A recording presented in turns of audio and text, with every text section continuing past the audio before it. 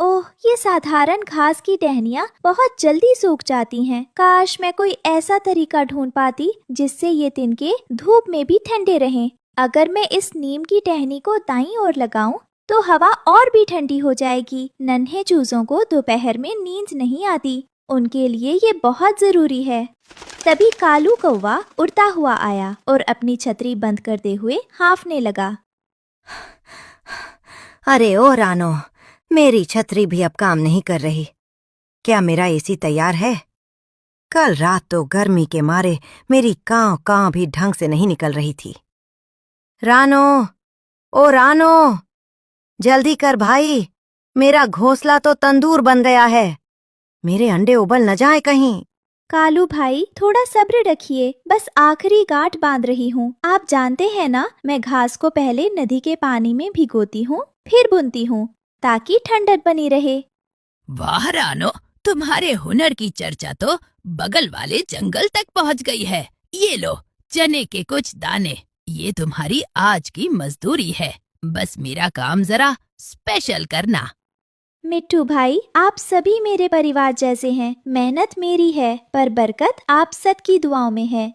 जंगल के सबसे ऊंचे और सूखे पहाड़ पर भुल्ला चील रहता था। उसके दिल में दया नाम की कोई चीज नहीं थी। वो अपनी दूरबीन जैसी आंखों से रानो की लोकप्रियता देख रहा था।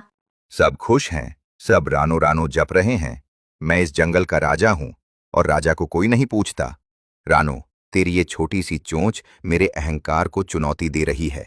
आज रात मैं तेरी इस ठंडी दुनिया में आग लगा दूंगा। ये छोटी सी चिड़िया, इसकी इतनी हिम्मत कि पूरे जंगल को ठंडा रखे। अगर ये पक्षी चैन से सोएंगे तो मेरे डर का साम्राज्य कैसे चलेगा? रात का सन्नाटा छाया हुआ था। रानो अपनी थकावट मिटाने के लिए गहरी नींद में थी। तभी एक काला साया नीचे उतरा। भुल्ला चील ने अपनी नुकीली चोंच और फौलादी पंजों से उन सभी एसी को नोचना शुरू कर दिया जिन्हें रानो ने हफ्तों की मेहनत से बनाया था। लो, अब करो ठंडी हवा का आनंद। कल जब सूरज उगेगा तो रानो के आंसुओं से ये सूखी घास भीग जाएगी। हा हा हा। अगली सुबह जब सूरज की पहली किरण रानो के घर पड़ी तो वो खुशी खुशी उठी, लेकिन सामने का नजारा देखकर उसके पैरों तले जमीन खिसक गई। चारों तरफ सूखी घास के चीथड़े उड़े हुए थे। नहीं, मेरी मेहनत, मेरा सब कुछ लुट गया। हे भगवान, मैंने किसका क्या बिगाड़ा था? तभी कालू, मिठू और बाकी पक्षी अपना सामान लेने पहुँचे। खंडहर जैसा नजारा देखकर उनका पारा चढ़ गया। ये क्या तमाशा है रानो? मेरा एसी कहाँ है? कालू भाई, किसी ने रात को सब बर्बाद कर दिया। देखिए, सब टूटा पड़ा है। झूठ, सरासर झूठ।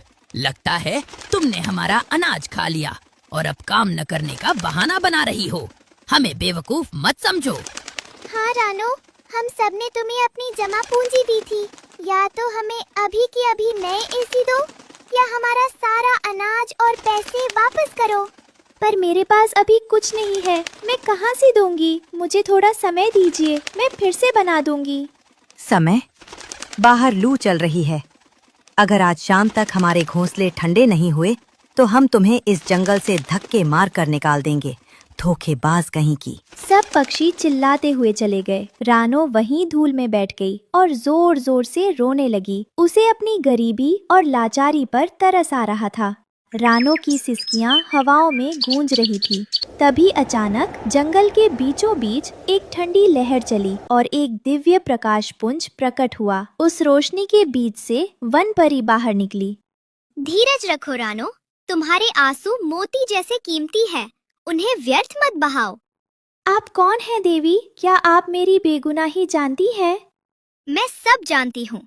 मैंने भुल्ला चील की करतूत भी देखी और इन पक्षियों का स्वार्थ भी। लेकिन तुम्हारी मेहनत सच्ची है। ये लो, ये इंद्रधनुषी जादुई घास है। जादुई घास? मैं इसका क्या करूँगी? इस घास में मेरी जादुई शक्तियाँ हैं। इसे बस उन टूटे हुए हिस्सों पर छुओ और अपने मन में निर्माण की इच्छा करो। ये एसी ना केवल ठंडी हवा देंगे बल्कि इनमें से मधुर संगीत भी निकलेगा। परी ओझल हो गई और रानो के पास घास का एक चमकता हुआ गट्ठर रह गया। रानो ने कांपते हाथों से जादुई घास उठाई और जैसे ही टूटे हुए ढेर पर रखी, एक चमत्कार हुआ। देखते ही देखते हवा में घास के तिनके खुद ब खुद बुनने लगे। एक के बाद एक बहुत सारे सुंदर और हरे भरे एसी तैयार हो गए। रानो, घबराओ मत, हम खुद को ऐसे ढाल लेंगे कि लोहे की चोंच भी हमें तोड़ नहीं पाएगी। हम में से निकलने वाली हवा नंदनवन की आत्मा को शांत कर देगी। पक्षियों, भाइयों, यहाँ आओ, देखो तुम्हारा काम पूरा हो गया। सारे पक्षी दौड़ते हुए आए। जैसे ही वे पास पहुँचे, उन्हें एसी से निकलने वाली चंदन जैसी खुशबू और बर्फीली हवा का एहसास हुआ। ओह, ये तो पहले वाले से भी 1000 गुना बेहतर है। रानो, हमें माफ कर दो, हमने तुम पर शक किया। वाकई ऐसी ठंडक तो मैंने स्वर्ग के बारे में सुनी थी। रानो, तुम तो जादूगरनी निकली। मैं इन्हें फिर से नष्ट कर दूंगा।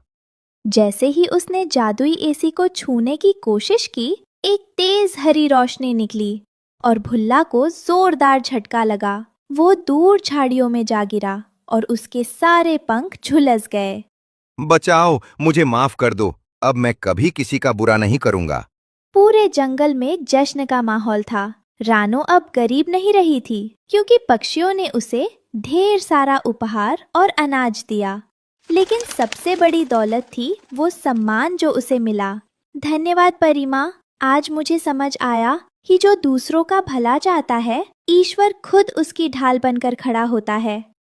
अब नंदनवन में गर्मी का डर नहीं था, क्योंकि रानो की जादुई घास और उसकी अटूट मेहनत ने हर